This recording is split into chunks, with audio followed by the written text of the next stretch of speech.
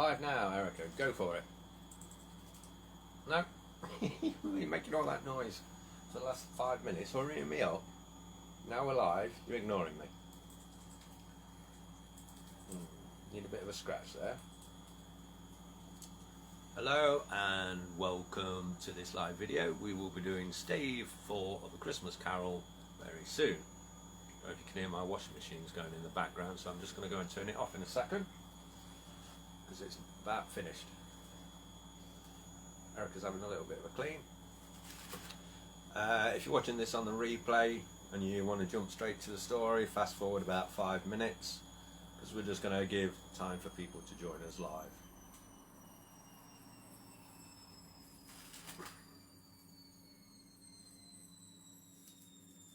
I can hear it finishing now.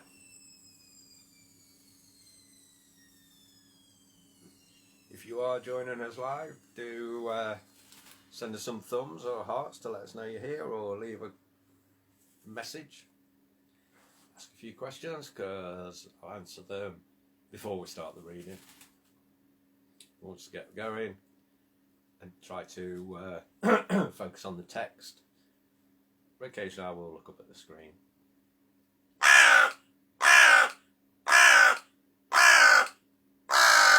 It's about time you had something to say, Erica. Don't know if anyone's joining us live or not.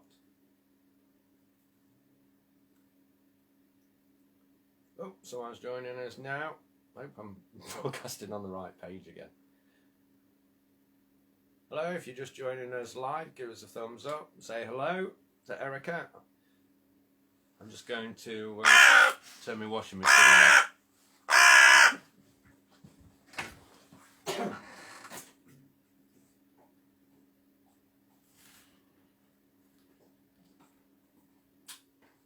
Right, that's that done.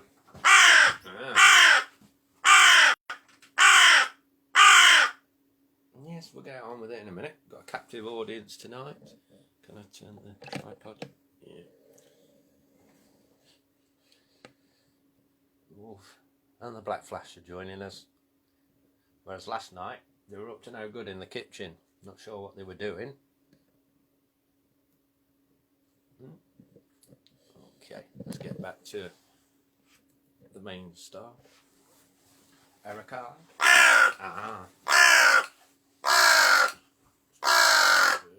Wait, so we get you in. We'll be starting the reading very shortly. Just mention once again, we've still got, I think, 5 or 6 calendars left.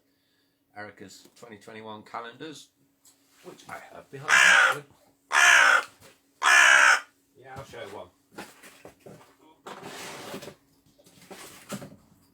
If you aren't already aware and haven't already purchased one, Erica's 2021 calendars. Yeah, not that one. So we've got about 5 or 6 of these left, and if you haven't got one already, go to ericthegro.com/2021 calendar, and we are throwing in some metal pendants as a free gift, although I can't find them at the minute. Where did I put them? Because we sent a calendar off today, didn't we? Right, we've got enough people to... Oh, who's this? Feather Rose. There you go, Feather. Erica's replied to you.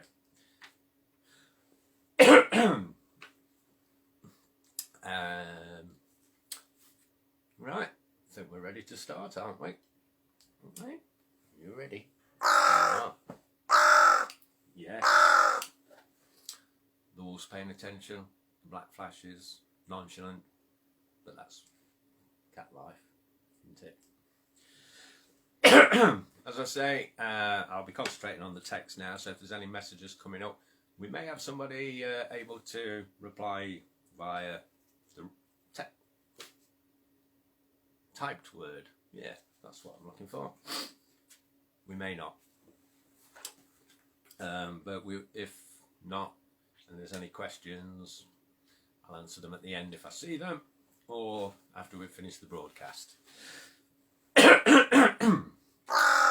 Are we ready, Erica? Hey, you ready? Stave 4 of A Christmas Carol, The Last of the Spirits.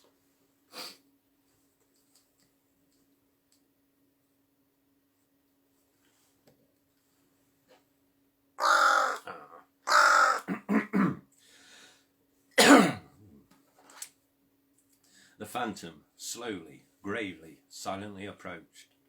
When it came near him, Scrooge bent down upon his knee, for in the very air through which the spirit moved, it seemed to scatter gloom and mystery. It was shrouded in a deep black garment, which concealed its head, its face, its form, and left nothing of it visible save one outstretched hand. But for this it would have been difficult to detach its figure from the night, and separate it from the darkness by which it was surrounded. He felt that it was tall and stately when it came beside him, and that its mysterious presence filled him with a solemn dread. He knew no more, for the spirit neither spoke nor moved. "I am in the presence of the ghost of Christmas yet to come," said Scrooge. The spirit answered not, but pointed onward with its hand. "You are about to show me the shadows of the things that have not happened, but will happen in the time before us," Scrooge pursued. "Is that so, spirit?" The upper portion of the garment was contracted for an instant in its folds, as if the spirit had inclined its head. That was the only answer he received. Although well used to ghostly company by this time, Scrooge feared the silent shape so much that his legs trembled beneath him, and he found that he could hardly stand when he prepared to follow it. The spirit paused a moment, as observing his condition, and giving him time to recover. Here we go. Yeah. You've gone off camera. But Scrooge was all the worse for this. It thrilled him with a vague, uncertain horror to know that behind the dusky shroud there were ghostly eyes intently fixed upon him, while he, though he stretched his own to the utmost, could see nothing but a spectral hand on one great heap of black. "Like you." "Ghost of the future," he exclaimed, "I fear you more than any spectre I have seen. But as I know your purpose is to do me good, and as I hope to live to be another man from what I was, I am prepared to bear you company, and do it with a thankful heart. Will you not speak to me?" It gave him no reply. The hand was pointed straight before them. "Lead on," said Scrooge. "Lead on. The night is waning fast, and it is precious time to me, I know. Lead on, spirit."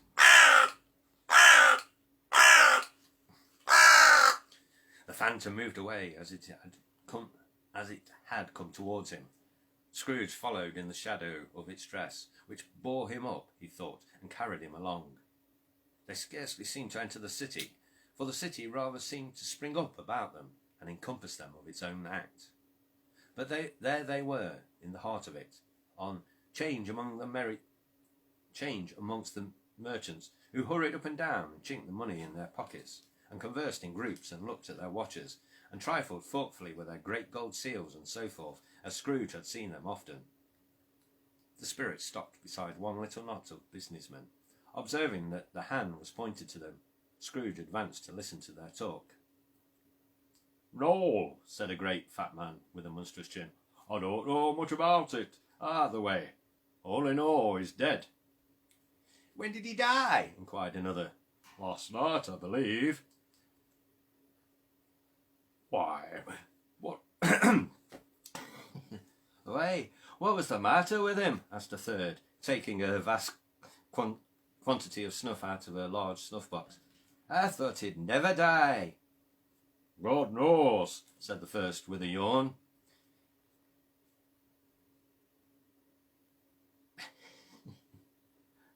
"What has he done with his money?" asked a red-faced gentleman with a pendulous excrescence at the end of his nose that shook like the gills of a turkey cock. Oh God, which one's which now? Too many voices to do.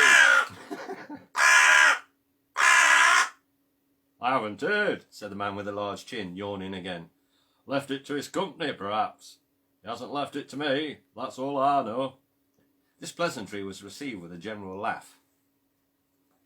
It's likely to be a very cheap funeral, said the same speaker. For upon my life, I don't know of anybody to go to it. Suppose we make up a party and volunteer. I don't mind going if a lunch is provided, observed the gentleman with the excrescence on his nose, but I must be fed, if I make one. Another laugh. Well, I'm the most disinterested amongst you, after all, said first speaker. For I never wear black gloves, and I never eat lunch. But I'll offer to go, if anybody else will. When I come to think of it, I'm not at all sure that I wasn't his most particular friend, for we used to stop and speak whenever we met. Bye-bye. Speakers and listeners strolled away and mixed with other groups. Scrooge knew the men and looked towards the spirit for an explanation. The phantom glided on into a street. Its finger pointed to two persons.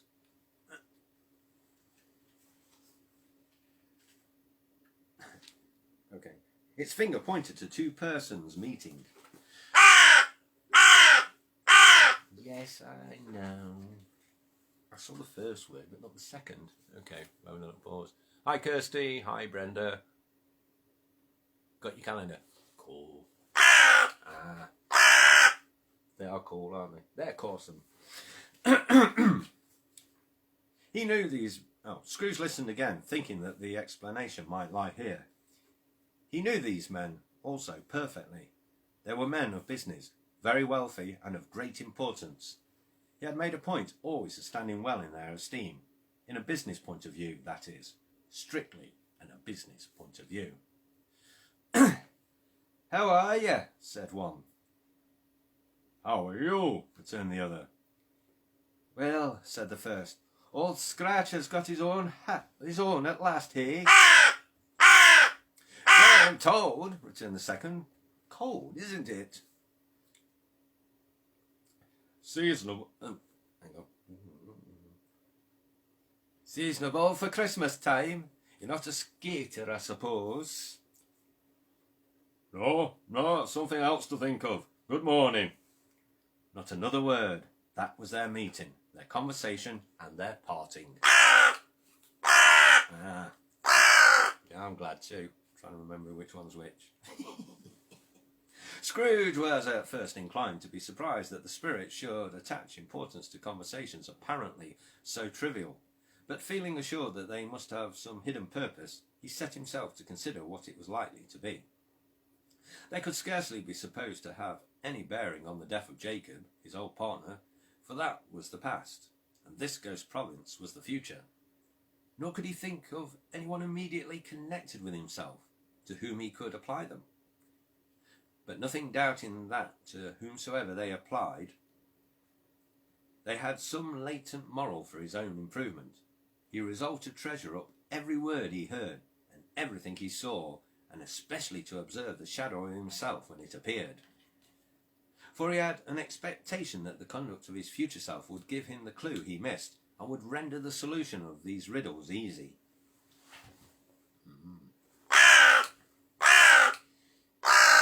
He looked about in that very place for his own image, but another man stood in his accustomed corner, and though the clock pointed to his usual time of day for being there, he saw no likeness of himself among the multitude that poured in through the porch. It gave him little surprise, however, for he had been revolving in his mind a change of life, and thought and hoped he saw his newborn resolutions carried out in this. Quiet and dark, beside him stood the phantom, with its outstretched hand. When it roused himself from his thoughtful quest, he fancied from the turn of the hand and its situation in reference to himself that the unseen eyes were looking at him keenly. It made him shudder and feel very cold. They left the busy scene and went into an obscure part of town where Scrooge had never penetrated before, although he recognised its situation and its bad repute. The ways were foul and narrow, the shops and houses wretched, the people half naked, drunken, slipshod, ugly. Alleys and archways, like so many cesspools, disgorged their offences of smell and dirt and life upon the straggling streets, and the whole quarter reeked with crime, with filth and misery.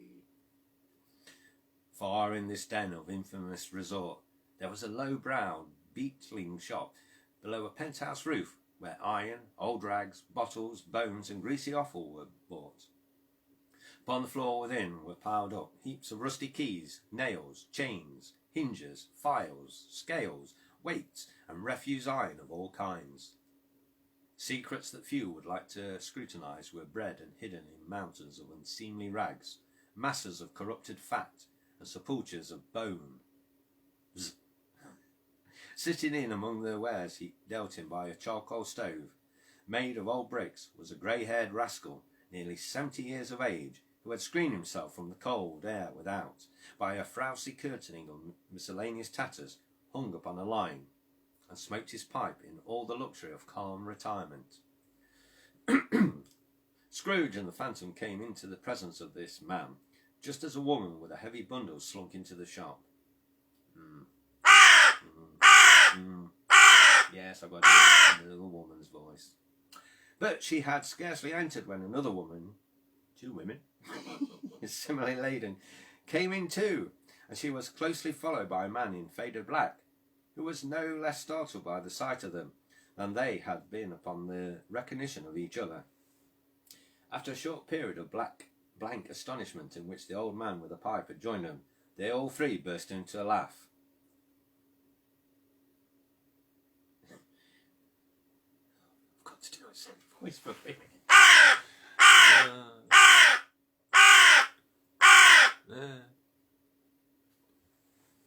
What's going on with the screen there? Oh. Well, I've learned something new there. You can scroll up. Yeah. Let the charwoman alone to be the first, cried she who had entered first. Let the laundress alone to be the second, and let the undertaker's man alone to be the third.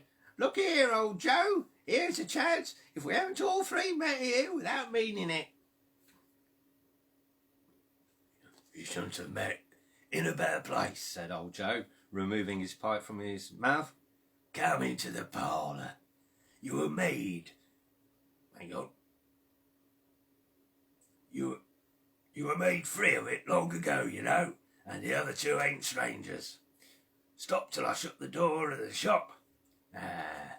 How it creaks. There ain't such a rusty bit of metal in the place as its own hinges.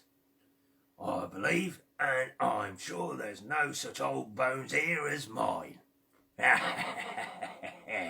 We're all suitable to our calling. We're well matched. Come into the parlour. Come into the parlour. The parlour was the space behind the screen of rags.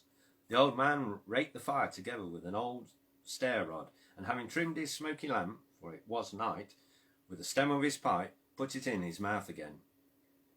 While he did this, the woman who had already spoken threw her bundle on the floor and sat down in a flaunting manner on a stool, crossing her elbows on her knees and looking with a bold defiance at the other two. What odds then? What odds, Mrs. Dilber? Said the woman. Every woman has a right to take care of themselves. He always did.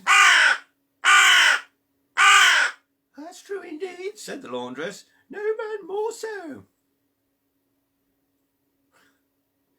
Why then, don't stand staring as if you was afraid, woman. Who's the wiser? We're not going to pick holes in each other's coats, I suppose.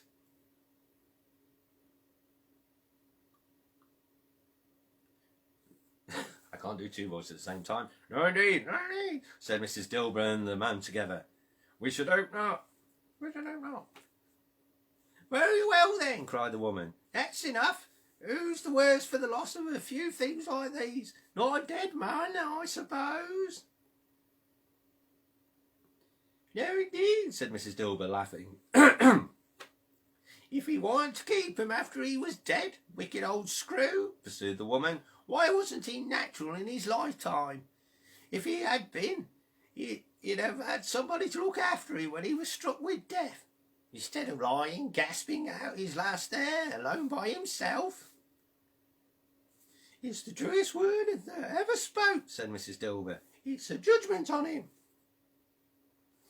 I wish it was a little heavier judgment, replied the woman, and it should have been. You may depend upon it, if I could have laid my hands on anything else. Open the bundle, old Joe, and let me know the value of it. Speak out plain. I'm not afraid to be the first, nor afraid for them to see it. We knew pretty well what we were helping ourselves before we met here, I believe. It's no sin. Open the bundle, Joe. But the gallantry of her friends would not allow of this, and the man in faded black, mounting the breech first, produced his plunder. It was not excessive. A seal or two, a pencil case, a pair of sleeve buttons, and a brooch of no great value were all. They were severely examined and appraised by old Joe, who chalked the sum he was disposed to give for each upon the wall and added them up into a total when he found there was nothing more to come. "That's your account," said Joe, "and I wouldn't give you another sixpence if I was to be boiled for not doing it. Who's next?" Mrs. Dilber was next. Sheets and towels, a little wearing apparel, 2 old-fashioned silver teaspoons, a pair of sugar tongs, and a few boots. Her account was stated on the wall in the same manner. "I always give too much to ladies. It's a weakness of mine, and that's the way I ruin myself," said old Joe. "That's your account. If you asked for another penny and made it an open question, I'd repent of being so liberal and knock off half a crown." "Now undo my bundle, Joe," said the first woman. Joe went down on his knees for the greater convenience of opening it, and having unfastened a great many knots, dragged out a large and heavy roll of some dark stuff. "What do you call this?" said Joe. "Bed curtains." "Ah," returned the woman, laughing and leaning forward on her crossed arms. "Bed curtains." "You don't mean to say you took 'em down, rings and all, with him lying there?" said Joe. "Yes, I do," replied the woman. "Why not?" "You were born to make your fortune," said Joe, "and you'll certainly do it." "I certainly shall hold my hand when I can get anything in it by reaching it out for the sake of such a man as he was, I promise you, Joe," returned the woman coolly. "Don't drop that oil upon the blankets now." "His blankets?" asked Joe. "Who else do you think?" replied the woman. "He isn't likely to stay cold without 'em, I dare say." "I hope he didn't die of anything catching, eh?" said old Joe, stopping in his work and looking up. "Don't you be afraid of that," returned the woman. "I ain't so fond of his company that I'd lawyer about him for such things if he did. Ah, you look through that shirt till your eyes ache, but you won't find a hole in it, nor a threadbare place. It's the best he had, and a fine one too. They'd have wasted it if it hadn't been for me." "What do you call wasting of it?" asked old Joe. "Putting on him to be buried in, to be sure," replied the woman with a laugh. "Somebody was fool enough to do it, but I took it off him again. If calico ain't enough for such a purpose, it isn't good enough for anything. It's quite as becoming to the body. He can't look uglier than he did in that one." You having a tidy up, Erica? No. Scrooge listened to this dialogue in horror, as they sat grouped about their spoil in the scanty light afforded by the old man's lamp. He viewed them with a detestation and disgust, which could hardly have been greater, though they had been obscene demons marketing the corpse itself. Laughed the same woman, when old Joe, producing a flannel bag with money in it, told out their several gains upon the ground. "This is the end of it, you see. He frightened everyone away from him when he was alive, to profit us when he was dead. Spirit, said Scrooge, shuddering from head to foot.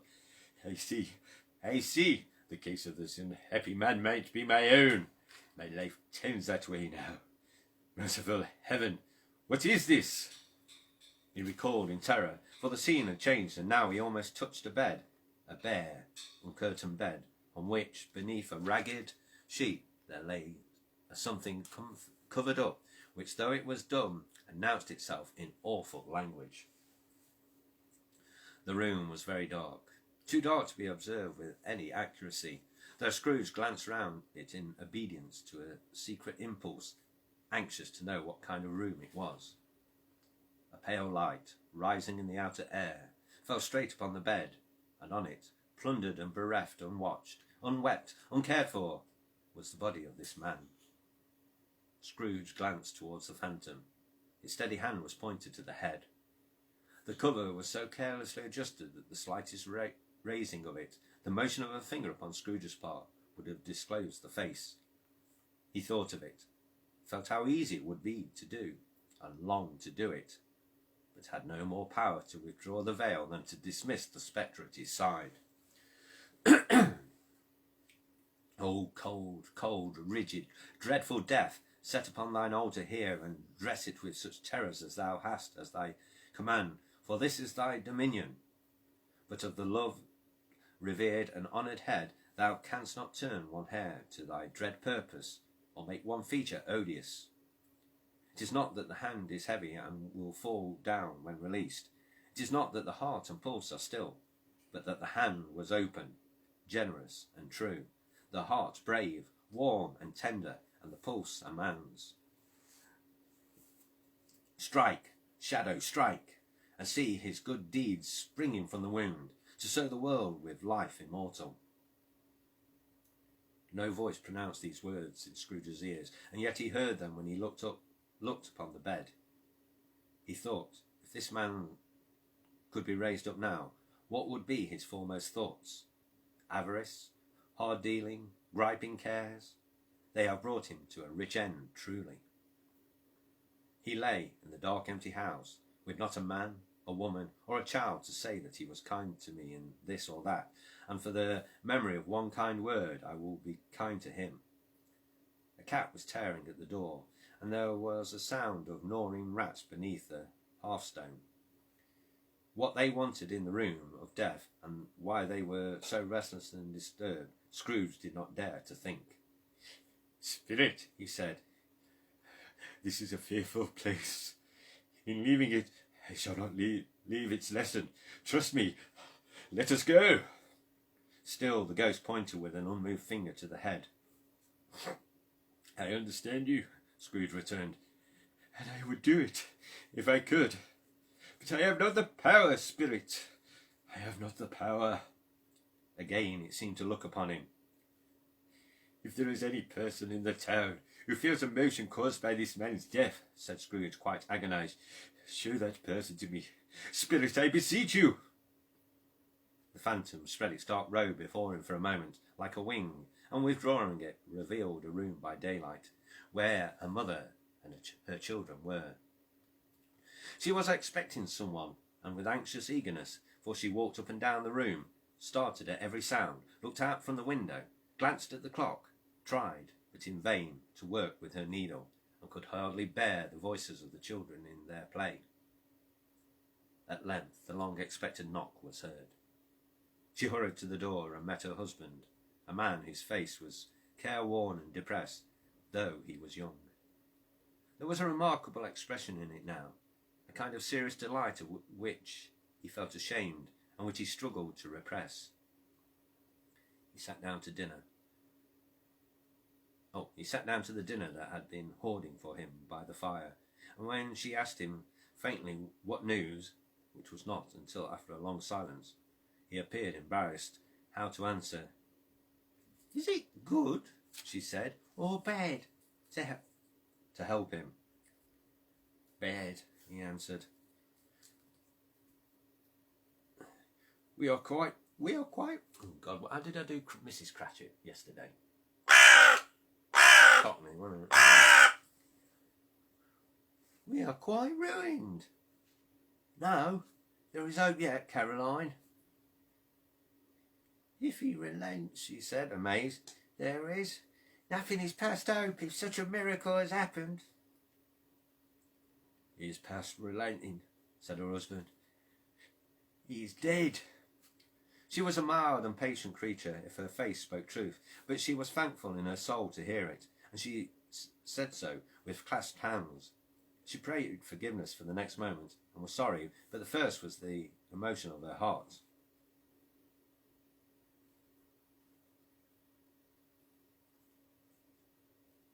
Oh no, that's somebody else. It's not even the Cratchits. It's someone else. Oh well. Cratchits are next.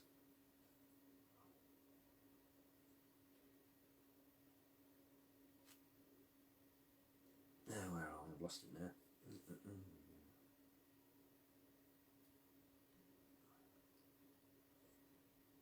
Oh well, carry on. What the half-drunken woman whom I told you of last night said to me when I tried to see him and obtain a week's delay, and what I thought was a mere excuse to avoid me, turns out to have been quite true. He was not only very ill, but dying then.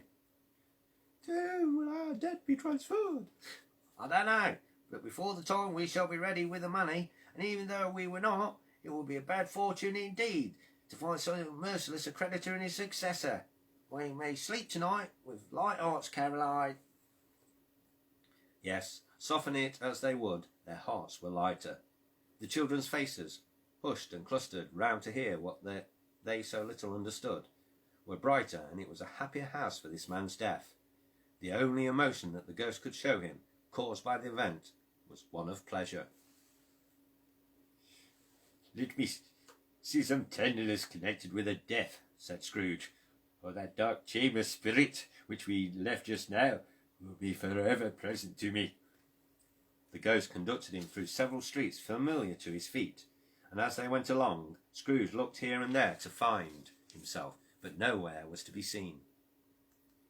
They entered poor Bob Cratchit's house, the dwelling he had visited before, and found the mother and the children seated round the fire. Quiet, very quiet. The noisy little Cratchits were as still as statues in one corner, and sat looking up at Peter, who had a book before him. The mother and her daughters were engaged in sewing, but surely they were very quiet.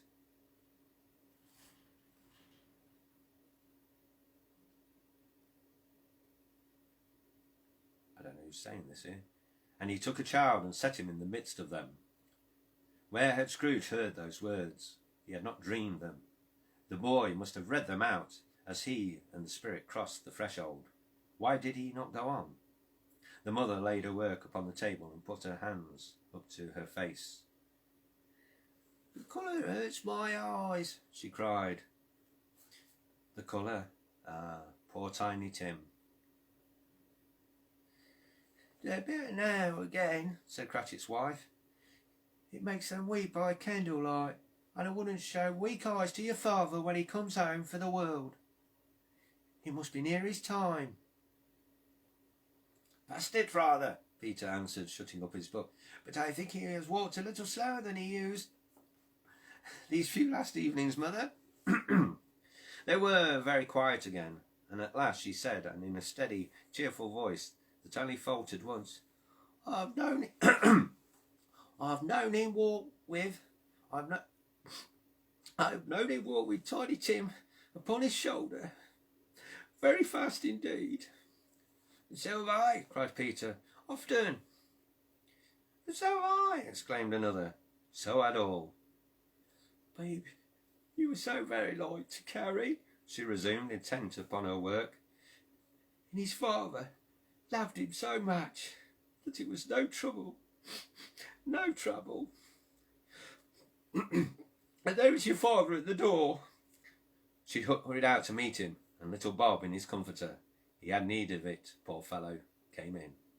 His tea was ready for him on the hob, and they all tried who should help him to it most. Then the two young Cratchits got upon his knees and laid each child a little cheek against his face, as if they said, Don't mind it, father, don't be grieved. Bob was very cheerful with them and spoke pleasantly to all the family. He looked up at the work upon the table and praised the industry and speed of Mrs. Cratchit and the girls. They would be done long before Sunday, he said. Sunday? You went today then, Robert? Said his wife. Yes, my dear, returned Bob. I wish you could have gone. It would have done you good to see how green a place it is. But you'll see it often. I promised him that I would walk there on a Sunday. My little child, cried Bob. My little child. He broke down all at once. He couldn't help it. If he could have helped it, he and his child would have been farther apart perhaps than they were. He left the room and went upstairs into the room above, which was lighted cheerfully and hung with Christmas. There was a chair set close beside the child, and there were signs of someone having been there lately. Poor Bob sat down in it, and when he had thought a little and composed himself, he kissed the little face. He was reconciled to what had happened and went downstairs again quite happy. They drew about the fire and talked, the girls and mothers working still. Bob told them of the extraordinary kindness of Mr. Scrooge's nephew, whom he had scarcely seen but once, and who, meeting him in the street that day and seeing that he looked just a little down, you know. Just a little down, you know, said Bob, inquired what had happened to distress him. Oh, which, said Bob, for he is in the pleasantest spoken gentleman you have ever heard, I told him. I am heartily sorry for it, Mrs. Cratchit, he said, and heartily sorry for your good wife. By the by, how he knew that, I don't know. Knew what, my dear? Why, that you were a good wife, replied Bob. Everybody knows that, said Peter. Very well observed, my boy, cried Bob. I hope they do. Heartily sorry, he said, for your good wife. If I can be of service to you in any way, he said, giving me his card, that's where I live. Pray come to me. Now, it wasn't, cried Bob, for the sake of anything he might be able to do for us, so much as for his kind way. This was quite delightful. It really seemed as if he had known our Tiny Tim and felt with us. I'm sure he's a good soul, said Mrs. Cratchit. You would never be sure of it, my dear, returned Bob, if you saw and spoke to him. I shouldn't be at all surprised, mark what I say, if he got Peter a better situation. Only hear that, Peter? Only hear that, said Peter, said Mrs. Cratchit. God, this is hard work. Get along with you, retorted Peter, grinning. It's just as likely as not, said Bob. One of these days, though there's plenty of time for that, my dear. But however and whenever we part from one another, I am sure we shall none of us forget poor Tiny Tim, shall we? Or this first parting that there was amongst us. Never, father, cried they all. And I know, said Bob, I know, my dears, that when we recollect how patient and how mild he was, although he was little. Yeah, very funny. I can't turn the page. Although he was very little child, we shall not quarrel easily among ourselves and forget poor Tiny Tim in doing it. No, never, father, they all cried. I am very happy, said little Bob. I am very happy. Mrs. Cratchit kissed him. His daughters kissed him. The two young Cratchits kissed him, and Peter and himself shook hands. The spirit of Tiny Tim, the childish essence, was from God. Spectre, said Scrooge, something informs me that our parting moment is at hand. I know it, but I don't know not how. Tell me what that man was whom we saw lying dead. The ghost of Christmas yet to come conveyed him, as before, though at a different time, he thought. Indeed, there seemed no order in these latter visions, save they were in the future, into the resorts of businessmen, but showed him not himself. Indeed, the spirit did not stay for anything, but went straight on, as to the end just now desired, until besought by Scrooge to tarry for a moment. "This court," said Scrooge, "through which we hurry now, is where my place of occupation is, and has been for a length of time. I see the house. Let me behold what I shall be in days to come." The spirit stopped. The hand was pointed elsewhere. "The house is yonder," Scrooge exclaimed. "Where do you point away?" The inexorable finger underwent no change. Scrooge hastened to the window in his office and looked in. It was an office still, but not his. The furniture was not the same, and the figure in the chair was not himself. The phantom pointed as before. He joined it once again, and wondering why and whither he had gone, accompanied it until they reached an iron gate. He paused to look round before entering. A churchyard. Here, then, the wretched man, whose name he had now to learn, lay underneath the ground. It was a worthy place, walled in by houses, overrun by grass and weeds, the growth of vegetation's death, not life, choked up with too much burying, fat with repleted appetite. A worthy place. The spirit stood among the graves and pointed down to one. He advanced towards it, trembling. The phantom was exactly as it had been, but he dreaded that he saw new meaning in its solemn shape. "Before I draw nearer to that stone to which you point," said Scrooge, "answer me one question. Are these the shadows of the things that will be, or are they shadows of things that may be only?" Still the ghost pointed downward to the grave by which it stood. "Men's courses will foreshadow certain ends, to which, if persevered in, they must lead," said Scrooge. "But if the courses be departed from, the ends will change. Say it is thus with what you show me." The spirit was immovable as ever. Scrooge crept towards it, trembling as he went, and following the finger, read upon the stone of the neglected grave his own name, Ebenezer Scrooge. "I am that man who lay upon the bed," he cried upon his knees. The finger pointed from the grave to him, and back again. "No, spirit, no, no." The finger was there. "Spirit," he cried, tight clutching at his robe, "hear me. I am not the man I was. I will not be the man I must have been but for this intercourse. Why show me this, if I have past all hope?" For the first time the hand appeared to shake. "Good spirit," he pursued, as down upon the ground he fell before it, "your nature intercedes for me, and pities me. Assure me that I yet may change these shadows you have shown me by an altered life." The kind hand trembled. "I will honour Christmas in my heart, and try to keep it all the year. I will live in the past, the present, and the future. The spirits of all three shall strive within me.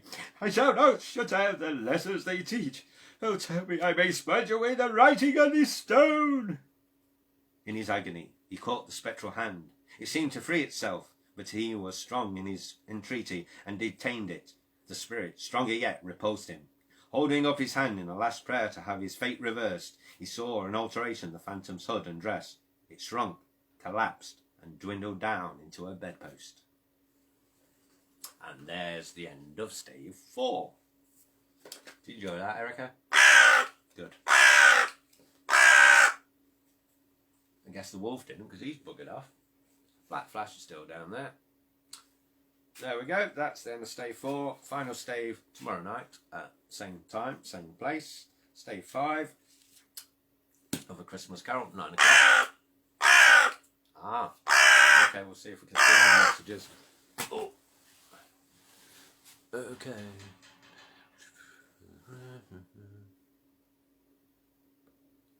I really am terrible with tech, you know. Especially, well, I'm not with tech. Phones, I hate phones.